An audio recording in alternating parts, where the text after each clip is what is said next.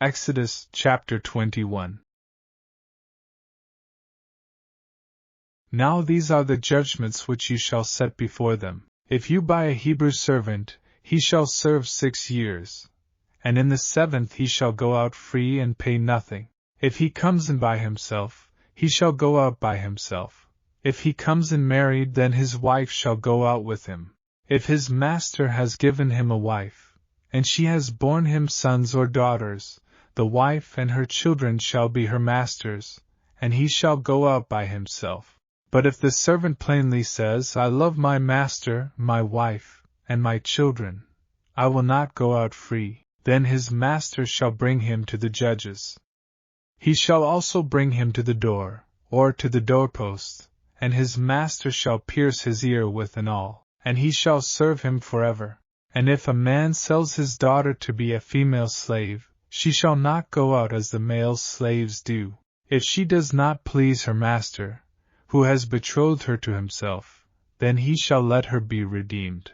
He shall have no right to sell her to a foreign people, since he has dealt deceitfully with her. And if he has betrothed her to his son, he shall deal with her according to the custom of daughters. If he takes another wife, he shall not diminish her food, her clothing, and her marriage rights. And if he does not do these 3 for her, then she shall go out free, without paying money. He who strikes a man so that he dies shall surely be put to death. However, if he did not lie in wait, but God delivered him into his hand, then I will appoint for you a place where he may flee. But if a man acts with premeditation against his neighbor, to kill him by treachery, you shall take him from my altar that he may die. And he who strikes his father or his mother shall surely be put to death. He who kidnaps a man and sells him, or if he is found in his hand, shall surely be put to death. And he who curses his father or his mother shall surely be put to death. If men contend with each other, and one strikes the other with a stone or with his fist, and he does not die but is confined to his bed, if he rises again and walks about outside with his staff, then he who struck him shall be acquitted. He shall only pay for the loss of his time, and shall provide for him to be thoroughly healed. And if a man beats his male or female servant with a rod, so that he dies under his hand, he shall surely be punished. Notwithstanding, if he remains alive a day or 2, he shall not be punished, for he is his property. If men fight, and hurt a woman with child, so that she gives birth prematurely, yet no harm follows, he shall surely be punished accordingly as the woman's husband imposes on him, and he shall pay as the judges determine. But if any harm follows, then you shall give life for life, eye for eye, tooth for tooth, hand for hand, foot for foot, burn for burn, wound for wound, stripe for stripe. If a man strikes the eye of his male or female servant, and destroys it, he shall let him go free for the sake of his eye.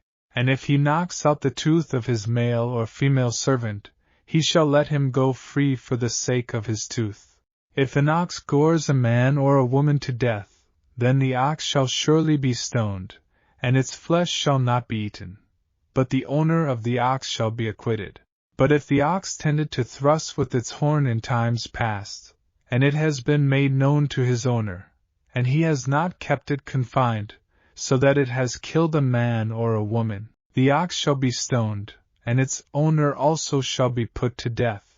If there is imposed on him a sum of money, then he shall pay to redeem his life, whatever is imposed on him. Whether it has gored a son or gored a daughter, according to this judgment it shall be done to him.